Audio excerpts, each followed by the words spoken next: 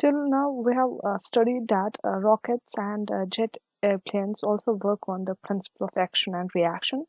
And now, here we will describe the working of rockets and jet airplanes according to the law of conservation of momentum. These are the applications of the law of conservation of momentum. Now, we know law of conservation of momentum states that in an isolated system, the momentum remains conserved, remains constant.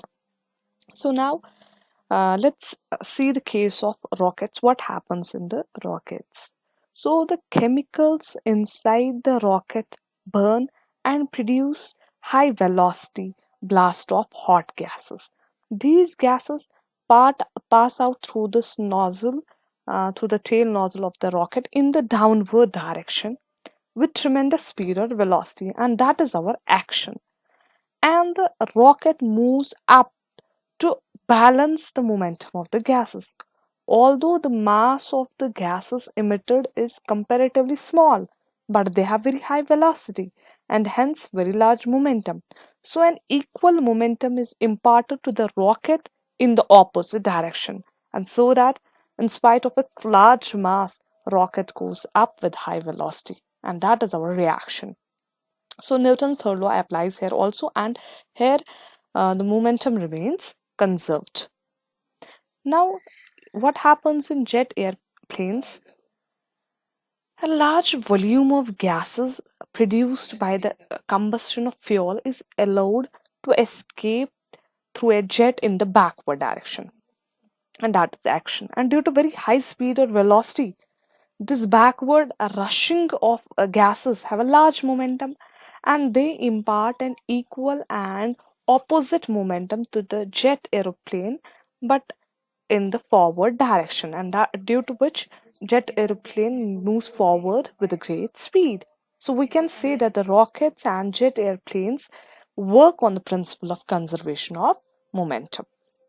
Okay, so now we will describe how the momentum is conserved when a bullet is fired from a gun. Okay, now see here, initially before the bullet and gun is before the bullet is fired from the gun, both the bullet and gun are at the rest. So the position is here at rest, and at this position, before a bullet is fired, the initial momentum of the bullet is then zero. Both the initial momentum of bullet and gun is zero because their velocities are zero because they are at rest.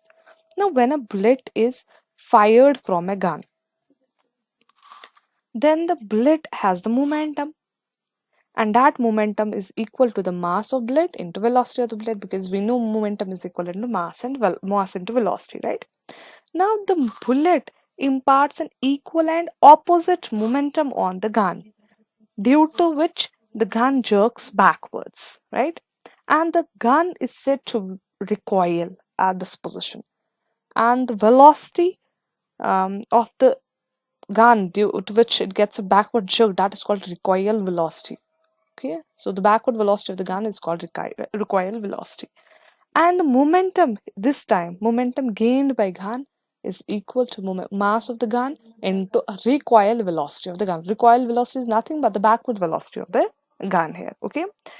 Now, by according to law of conservation of momentum, law of conservation of momentum says that momentum of bullet is equal to the momentum of gun, right? So here momentum of bullet is nothing but the mass of bullet into velocity of bullet, right? And momentum of gun is nothing but the mass of gun into recoil velocity of the gun. It means mass of bullet into velocity of bullet is equal to the mass of gun into recoil velocity of the gun. This relation is very much helpful in solving the numerical problems. Okay, and this was all about the applications of the law of conservation of momentum.